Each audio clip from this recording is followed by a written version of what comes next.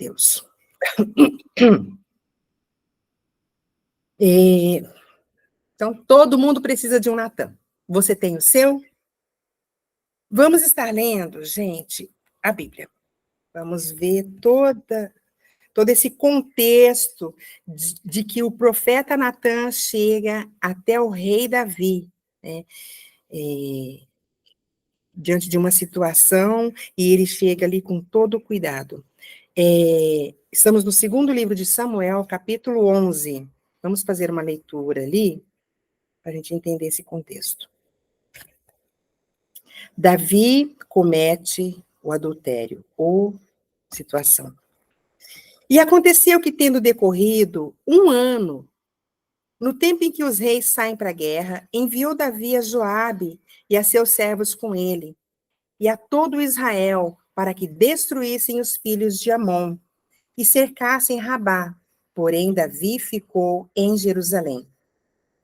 E aconteceu, à hora da tarde, que Davi se levantou do seu leito e andava passeando no terraço da casa real, e viu do terraço uma mulher que se estava lavando, e era esta mulher muito formosa à vista. E enviou Davi e perguntou por aquela mulher, e disseram: porventura não é essa Batseba, filha de Eliã e mulher de Urias, o heteu? Então enviou Davi mensageiros e a mandou trazer, e entrando ela a ele, se deitou com ela, e já ela tinha se purificado da sua imundície. Então voltou ela para sua casa. E a mulher concebeu e enviou e fê-lo saber a Davi, e disse: estou grávida. Então enviou Davi a Joabe, dizendo: envia-me Urias, o heteu. E Joabe enviou Urias a Davi. Vindo, pois, Urias a ele, perguntou Davi como ficava Joabe. Eu vou mudar essa para uma linguagem mais tranquila. Quando Urias chegou a Davi, perguntou a ele se Joabe e as tropas estavam bem e como estava indo a guerra.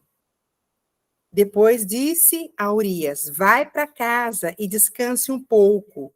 Urias saiu e Davi mandou levar um presente à casa dele. Mas Urias não foi para casa. Em vez disso, dormiu no portão do palácio, junto com os guardas do rei. Quando o rei soube que Urias não tinha ido para casa, perguntou-lhe: você acaba de voltar depois de ter ficado muito tempo fora. Por que não foi para casa? Urias respondeu: os homens de Israel e de Judá estão longe, na frente de batalha, e a arca da aliança está com eles. O meu comandante Joabe e os seus oficiais estão acampados ao ar livre. Como poderia eu ir para casa, comer e beber e dormir como a minha mulher? Juro por tudo que é mais sagrado, que eu nunca poderia fazer isso. Então Davi disse: fique aqui o resto do dia. Amanhã eu te mandarei de volta. E Urias ficou em Jerusalém naquele dia e no dia seguinte. Davi o convidou para jantar e fez com que ele ficasse bêbado. Mesmo assim, Urias não foi para casa naquela noite. Em vez disso, dormiu no seu cobertor, no quarto da guarda do palácio. Na manhã seguinte, Davi escreveu uma carta a Joabe e a mandou por Urias. Davi escreveu o seguinte: ponha Urias na linha de frente, onde a luta é mais pesada, e depois se retire e deixe que ele seja morto. Por isso, vamos parar por aqui, até o 15. A gente vê aqui essa situação em que Davi estava em casa, num período que não era para ele estar em casa. Era o período em que os reis vão à guerra.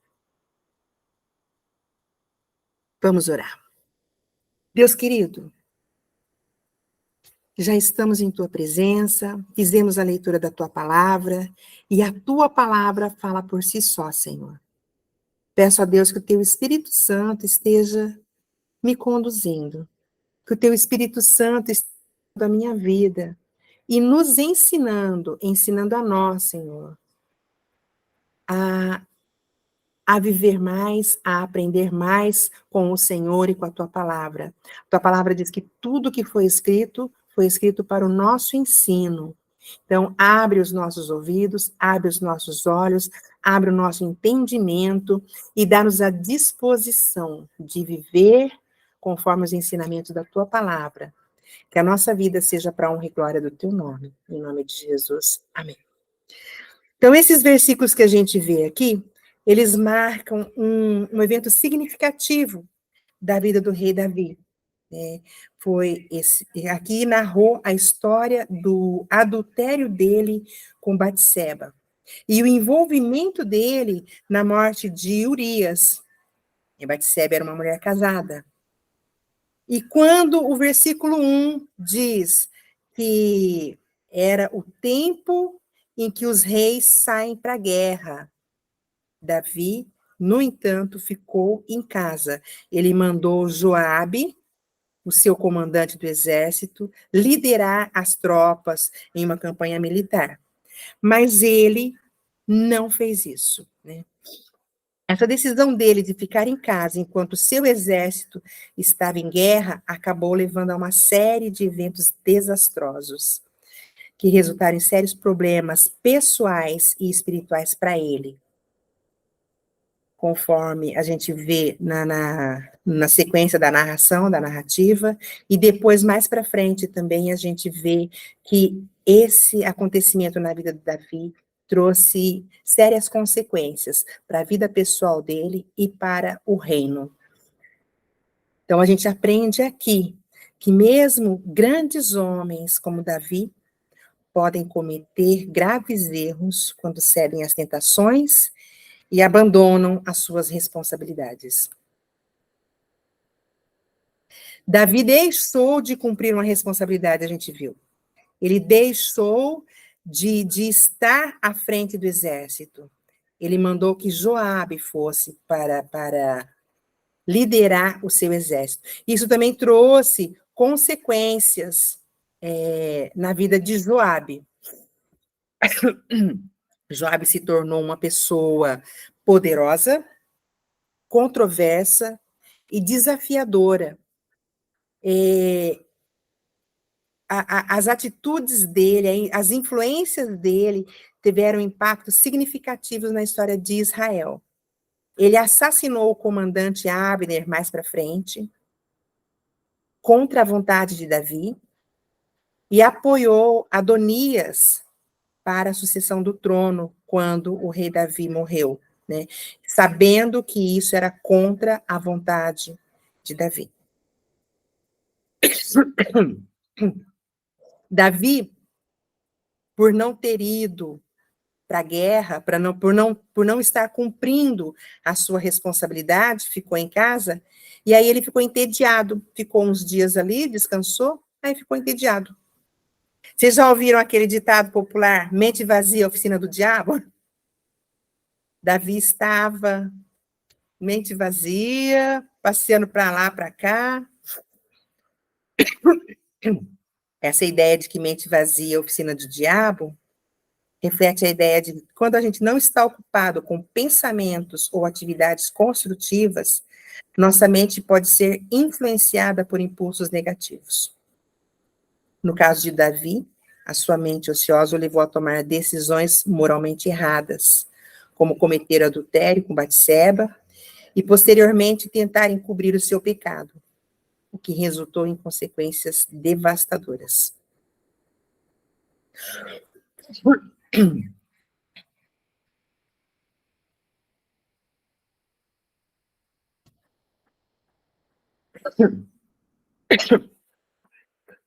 Gente, eu ainda não estou com a minha... essa atitude de Davi teve consequências imediatas, né? Ele não vigiou com sua vida, ele não vigiou, ele estava ali entediado no reino, viu a mulher lá no pátio da casa dela tomando banho, e ele cedeu às suas próprias concupiscências. Ele cedeu porque ele não vigiou. Ele viu a mulher, ele desejou, e ele não hesitou em tomá-la assim para si, sem pensar que estava desagradando a Deus, sem pensar em nada. Ele simplesmente cedeu aos seus próprios desejos, sem pensar que estava desobedecendo a lei, sem pensar nas consequências. Só pensou na sua satisfação. Um abismo chama outro abismo. E Davi chamou a mulher, desejou a mulher, chamou a mulher, colocou a mulher para dentro de casa e teve relação sexual com a mulher. Quando o texto diz que a mulher tinha feito a sua purificação, então ela havia passado já o período da sua menstruação, depois que passou o período da sua menstruação, ela fez o prescrito na lei para a sua purificação. E aí, logo em seguida, ela estaria de novo no período fértil. Davi chamou ela para sua casa exatamente nesse período. Ele teve relações sexuais com ela e ela ficou grávida. E aí, ele usa de subterfúgios, né, para se livrar de uma situação que ele não esperava. Aquilo não ocorreu como ele pensou, talvez ele tivesse pensado que ele teria ela naquele momento e depois ele devolveria ela para o marido dela e ninguém ficaria sabendo o que aconteceu. Só que a mulher ficou grávida e o seu marido não estava em casa, ele estava na guerra. Como explicar essa situação? Então, Davi, diante dessa situação, foi ficando desesperado. E aí ele manda chamar Urias, né? Para quê? Para que Urias venha, né? Com uma desculpa de trazer mensagens para o rei. E aí aproveita e fica em casa e dorme com a esposa. E a esposa fica grávida e tudo bem. Só que não deu certo. Urias não era esse tipo de homem. Urias era ele não via isso como correto. Como que ele poderia? Ele responde ao rei: como que eu posso vir para casa, né, e folgar e me alegrar e comer e beber e me deitar com a minha esposa, sendo que os meus colegas, sendo que os meus amigos estão lá na frente de batalha? Então, o plano de Davi deu errado. E aí ele vai, como diz a Bíblia, um abismo chama outro abismo, ele vai se afundando cada vez mais nessa situação. A Bíblia fala que Urias era um dos soldados mais leais a Davi. E Davi, numa atitude de traição, manda o próprio Urias levar a sua sentença de morte a Joabe. Isso é uma coisa que faz a gente ficar decepcionada. A gente mesmo, quando vê essa situação e fala, como que ele pôde fazer uma coisa dessas, né? Como ele pôde ser tão sórdido? Como que ele, sendo uma pessoa que conhece a Deus, pôde fazer isso? E mandou a sentença de morte pelas mãos do próprio Urias.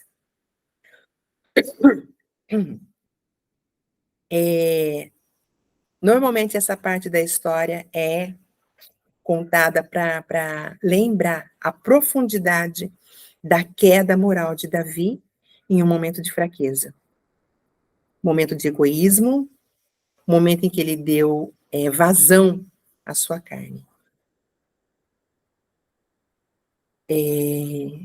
Isso teve consequências graves, não somente para Davi, mas para Batseba e para o reino.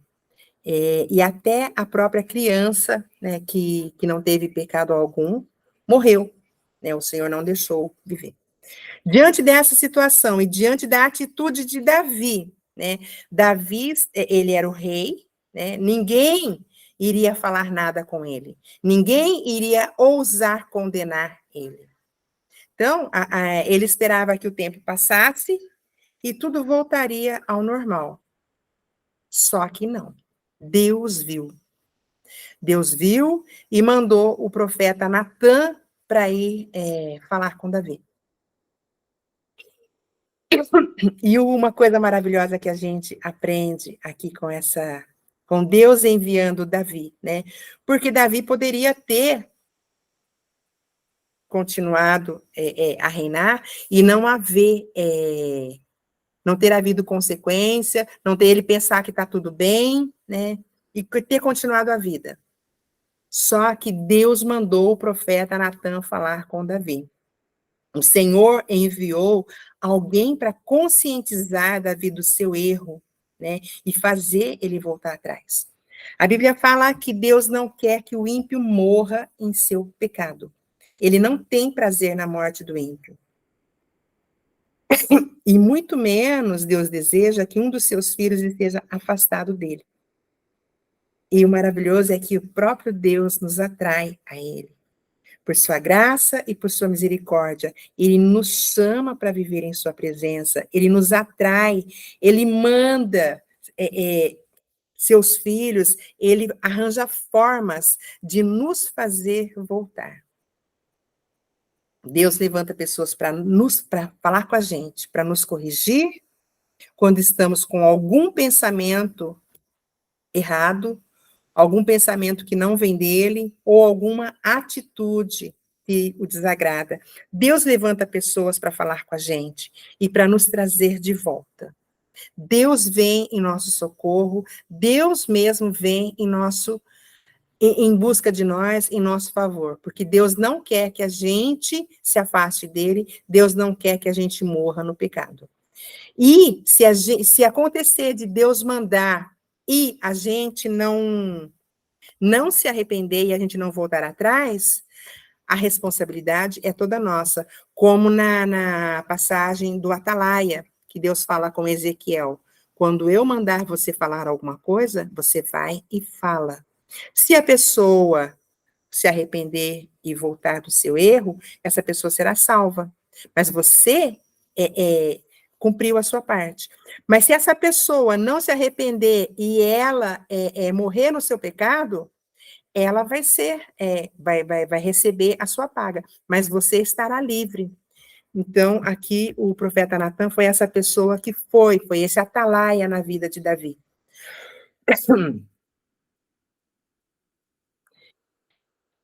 Agora, a gente tem que prestar atenção em qual foi a atitude de Natan. Vamos ver o próximo capítulo.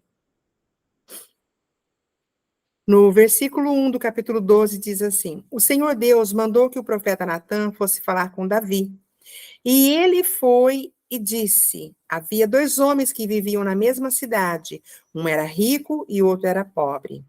O rico possuía muito gado e ovelhas, enquanto que o pobre tinha somente uma ovelha que ele havia comprado. Ele cuidou dela e ela cresceu na sua casa, junto com os filhos dele. Ele alimentava com a sua própria comida, deixava que ela bebesse do seu próprio copo, e ela dormia no seu colo. A ovelha era como uma filha para ele. Certo dia, um visitante chegou à casa do homem rico, e esse não quis matar um dos seus próprios animais para preparar uma refeição para o visitante. Em vez disso, pegou a ovelha do homem pobre, matou-a e preparou com ela uma refeição para seu hóspede. Então Davi ficou furioso com aquele homem e disse: Eu juro pelo Senhor, o Deus vivo, que o homem que fez isso deve ser morto. Então, o profeta Natan foi até Davi, ele obedeceu a palavra do Senhor, mas ele teve algumas atitudes aí. Ele agiu com sabedoria. Embora o próprio Deus tenha mandado ele falar com Davi, ele agiu com sabedoria, e em vez de abordar Davi de uma maneira direta e acusatória, ele elaborou essa parábola para fazer o rei pensar na situação. Ele foi prudente, porque o rei tinha poder e autoridade. O rei poderia mandar matá-lo, porque o rei podia punir aquelas pessoas que o desafiavam ou que ele considerasse uma ameaça. Então, dependendo da forma que o profeta chegasse a Deus, ele poderia ser morto. E ele usou de estratégia. Embora Deus o tenha mandado ir falar com Davi, e ele tinha autoridade porque foi Deus que o mandou, ele não chegou até Davi com uma arrogância, acusando ele claramente, falando: você pecou, Davi, você afrontou, você fez isso, isso. Não, ele chegou usando estratégia. Ele contou essa parábola e ele fez Davi pensar e reconhecer o seu pecado. Então, a forma como ele chegou fez toda a diferença. Davi falou: ele deverá morrer. Ele deverá pagar 4 vezes o que tirou por ter feito uma coisa tão cruel. É interessante que isso também me fez pensar sobre o nosso julgamento. Muitas vezes a gente faz um julgamento de 2 pesos e 2 medidas. Às vezes, quando a situação não é com pessoas próximas da gente ou com a gente mesmo, o nosso peso é mais leve, o nosso julgamento é mais leve. Mas quando é com alguém que a gente conhece, alguém que a gente tem um apreço, alguém da nossa própria família, aí a gente pega mais leve. Quando é com outra pessoa, a gente pega pesado. Não, cumpre a lei, fez isso mesmo, tá errado, né? Vai ter que pagar tintim por tintim. Mas quando é com a gente pega mais leve. E Davi, aqui nesse momento, ele estava usando esses 2 pesos e 2 medidas aqui, né? Ele estava com a mente cauterizada, ele não enxergou, né? Então, essa pessoa fez isso, vai sofrer a punição. Só que aquilo que ele fez foi muito maior do que pegar uma ovelha de um vizinho. Ele pegou a mulher do vizinho e ainda assim ele mandou matar o vizinho. Então, quando o profeta fala, ele tem toda essa reação, ele fica indignado. E o profeta fala: esse homem é você, né? É isso o que diz o Senhor, o Deus de Israel. Aí o profeta chama Davi e fala: olha o que Deus fez por você. Você não era nada, você não era ninguém. Né? Eu fiz de você o rei da nação. Você era um pastor de ovelhas. Eu te tirei do campo e fiz de você rei. Eu te livrei das mãos de Saul. Eu te dei o reino e te dei quantas mulheres você quis. E olha o que você fez. Né? E se isso não tivesse te bastado, o Senhor fala: eu teria te dado muito mais. Por que é que você desobedeceu os meus mandamentos e fez essa coisa tão horrível? Você fez com que o Urias, o Eteu, fosse morto na batalha. Aí ele traz, né? Deixou que os amonitas o matassem e então ficou com a esposa dele. E aí depois o Senhor vai trazer o julgamento, né? Qual vai ser aí o julgamento de Davi. O interessante a gente ver que Davi reconheceu o seu pecado diante de Deus e Deus o perdoou. Quando o profeta traz toda essa situação, aqui no texto não mostra, né? Mas a gente tem, fazendo referência cruzada, a gente vê que Davi fala: contra ti pequei, contra ti somente. Davi reconhece que as pessoas sofreram por causa do pecado dele. Né? O pecado dele trouxe consequência para as pessoas, mas o pecado dele não foi contra as pessoas, foi contra o Senhor. Ele fala: contra ti somente eu pequei. Ele se coloca nessa condição de pecador e ele se arrepende. Vamos dar uma olhada no Salmo 32. Salmo 32, versículo 3. Opa, errei aqui o Salmo. Salmo 32, versículo 3. Enquanto eu não confessei o meu pecado, eu me cansava, chorando o dia inteiro. De dia e de noite tu me castigaste, ó Deus. As minhas forças se acabaram, como o sereno que seca no calor do verão. Então eu te confessei o meu pecado e não escondi a minha maldade. Resolvi confessar tudo a ti e tu perdoaste todos os meus pecados. Então, Davi, quando ele reconhece que ele havia pecado contra Deus e ele se arrepende, ele sabe que ele foi perdoado por Deus. E é interessante que, mesmo que a Bíblia não relate, mesmo que a gente não veja claramente, enquanto Davi estava vivendo essa situação, tentando esconder o seu pecado, a Bíblia fala que ele ia se definhando. Davi estava entrando em depressão, porque ele havia se afastado de Deus, ele havia tentado esconder o seu pecado, mas quando ele confessa, ele é curado.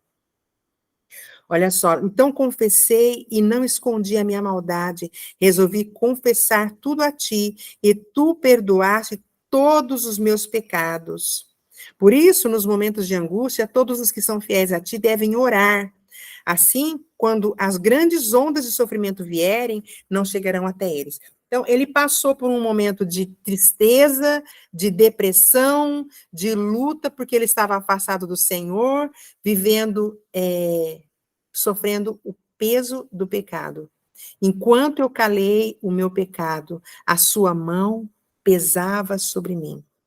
Tem uma música assim, não lembro agora, mas ele vê que enquanto ele estava ali tentando esconder, fale. Enquanto eu calei os meus pecados, envelheci Eu eu sei de de tão cansado, nada, porque a tua mão pesava pesava sobre sobre mim, mim, e e o o meu meu vigor chegou ao ao fim. fim. Aí ele fala que quando ele confessou, né, ele foi curado. E é isso. Ele precisou reconhecer que ele havia pecado contra Deus, e só então, quando ele confessou e se arrependeu, é que ele pôde ser tratado. Jesus fala, né, que ele não veio para os sãos, mas para os doentes. Não são os sãos que precisam de médico, ele diz, mas os doentes. Porque aqueles que não se reconhecem como necessitados, como doentes, não vão procurar a cura, não vão procurar ajuda, não vão procurar o médico. Então, Deus perdoou Davi, sim. Ele foi sarado, sim. Mas o pecado sempre deixa consequências. Vamos voltar lá no segundo livro de Samuel, que a gente vai ver as consequências. Deus perdoou o pecado de Davi? Perdoou.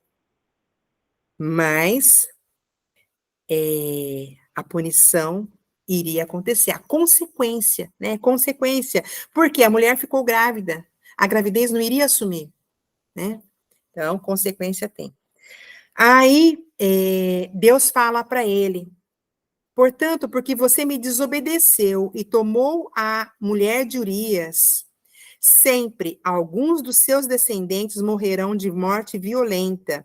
A outra tradução diz que a espada não se apartará da sua casa. E também afirmo que farei uma pessoa da sua própria família causar a sua desgraça.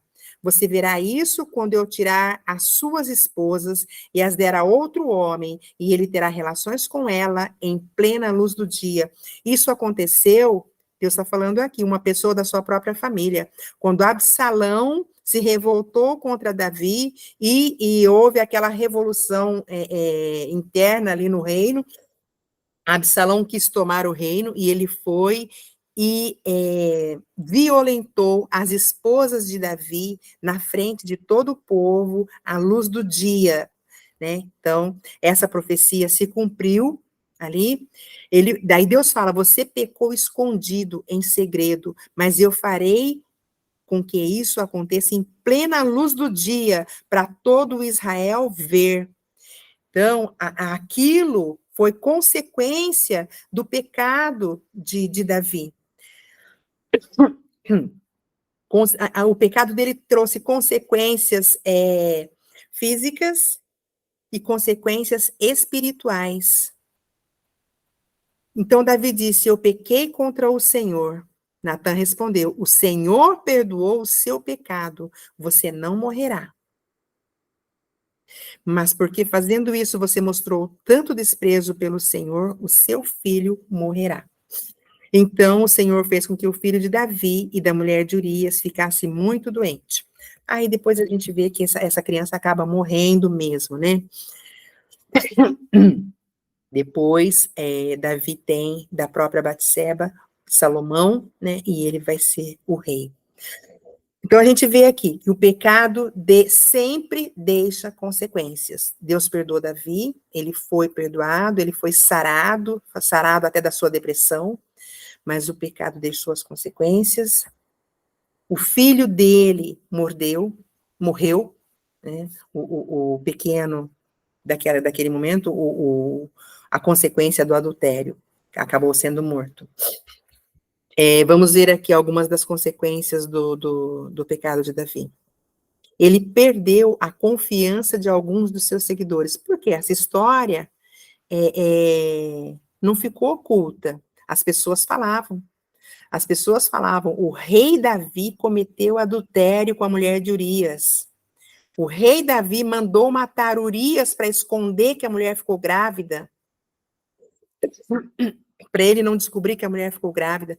Então, as pessoas perderam a confiança na idoneidade do rei. Algumas pessoas na sua liderança também deixaram de confiar nele. Algumas pessoas passaram a questionar a sua capacidade de governar com justiça, já que ele havia mostrado injustiça. Embora ele tenha permanecido como rei, o seu reinado não foi mais tão unificado e estável como antes. As ações de Davi e as consequências de seu pecado contribuíram para várias divisões e tensões em Israel. E teve consequências morais e espirituais. Essa história serve como um exemplo poderoso das consequências morais e espirituais que podem surgir de decisões erradas. E elas também enfatizam a importância do arrependimento e do perdão divino. Embora Davi tenha experimentado graves consequências por causa do seu pecado, ele também é lembrado por causa do seu arrependimento sincero e pelo perdão que ele encontrou em Deus. Davi é chamado homem segundo o coração de Deus, né? A gente deve se lembrar, né? E quando a gente vê, a gente sabe que ele é chamado homem segundo o coração de Deus, e a gente vê que ele cometeu essa coisa assim que pra gente é uma atrocidade, né? Mas a gente lembra que ele pecou, né? Ele não era chamado homem segundo o coração de Deus porque ele não pecava, porque ele não pecou, mas é porque ele se arrependeu, né? Ele se arrependeu realmente. Deus não espera que a gente seja perfeito, né? Mas Deus espera que quando a gente errar, a gente se volte para ele com o coração verdadeiramente arrependido. Agora, a Josi falou o tema do estudo. Todos nós precisamos de Natan. Todos nós precisamos ter pessoas em nossas vidas como o profeta Natan. Que pessoas são essas? São pessoas que realmente nos chamem na chincha. Pessoas que não tenham medo de falar aquilo que a gente precisa ouvir. Pessoas que não estão preocupadas em nos agradar, mas que estão realmente preocupadas com a gente, com a nossa situação. Pessoas que falem aquilo que a gente precisa ouvir, não aquilo que a gente quer ouvir. Tem muita gente querendo agradar, tem muita gente falando o que os outros querem ouvir. Mas nós precisamos de pessoas que nos falem aquilo que nós precisamos ouvir. Pessoas que não passem a mão na nossa cabeça ou que concordem com a gente, só para que a gente não discorde delas, só para que a gente tenha elas como pessoas agradáveis. Não, nós precisamos de pessoas que realmente nos chamem na chincha. Precisamos de pessoas que estejam mais preocupadas em agradar a Deus do que agradar a nós. Precisamos de pessoas que estejam mais preocupadas em obedecer a Deus e ser instrumento de Deus em nossas vidas. Pessoas que sejam usadas por Deus para nos exortar e nos corrigir e nos trazer de volta para os trilhos. É desse tipo de pessoa que nós precisamos. Nós não precisamos de pessoas que estejam fazendo as coisas para nos agradar. Não, nós precisamos de pessoas que realmente queiram agradar a Deus. Quem é essa pessoa nas nossas vidas? Né? Essa pessoa pode ser o pastor que está lá na igreja, pode ser um irmão, né? Pode ser uma pessoa que Deus manda falar com a gente, mas pode ser um amigo. Né? Pode ser um amigo que tenha a liberdade de falar realmente com a gente, sem se preocupar se nós vamos gostar daquilo que está falando. Uma pessoa que tenha a convicção de estar falando para a gente aquilo que é de Deus. Mas uma pessoa que fale com a gente com sabedoria, né? Que fale com a gente não para nos humilhar, não para mostrar que a gente está errado, mas para nos trazer de volta para os trilhos, se por acaso a gente estiver saindo dos trilhos. Então, quem é o seu Natan? Você tem um Natan na sua vida? Então, é essa reflexão que eu trago a partir dessa orientação. Né? Quem é o seu Natan? Existe uma pessoa que tenha liberdade para ser Natan na sua vida? Você permite um Natan na sua vida? Que possamos ter pessoas como Natan na nossa vida. Pessoas que realmente sejam preocupadas em que a gente esteja vivendo aquilo que Deus quer que a gente viva. Em nome de Jesus. Deus nos abençoe. Deus levante Natãs nas nossas vidas. E Deus nos levante como Natãs na vida de outras pessoas. Em nome de Jesus. Amém.